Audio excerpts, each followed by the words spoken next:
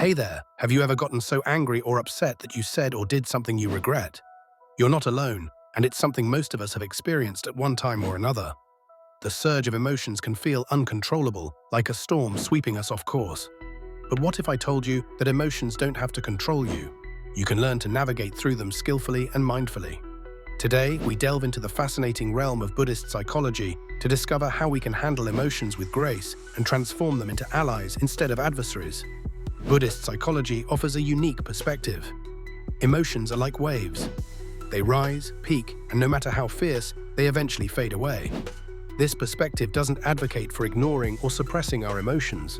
Instead, it invites us to observe them, to allow them to exist with a sense of curiosity and acceptance.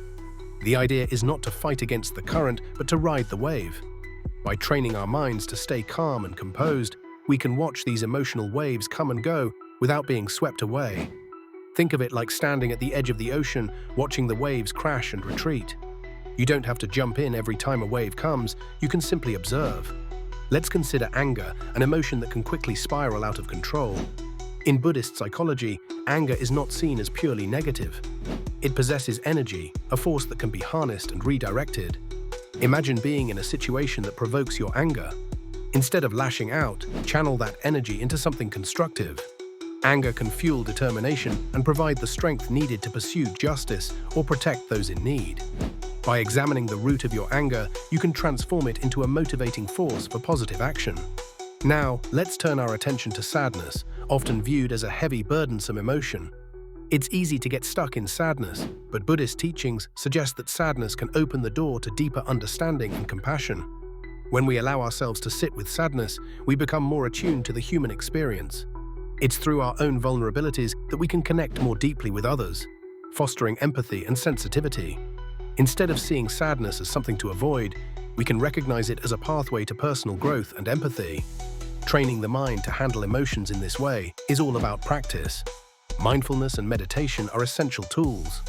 By regularly practicing mindfulness, we increase our awareness and learn to observe our thoughts and feelings without judgment. Meditation, on the other hand, allows us to cultivate a quieter, more focused mind, providing the space to respond rather than react.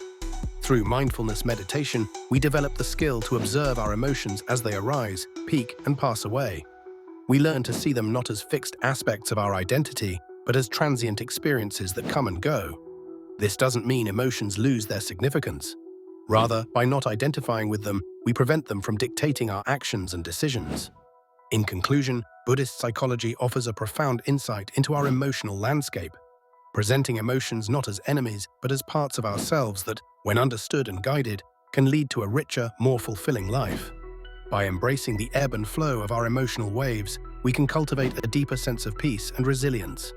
Anger becomes strength, sadness fosters understanding, and every emotion becomes an opportunity for personal transformation. So next time you find yourself caught in the swell of emotion, remember, you have the power to ride that wave. With mindfulness and practice, you can transform the raw energy of your emotions into a force for growth and positivity.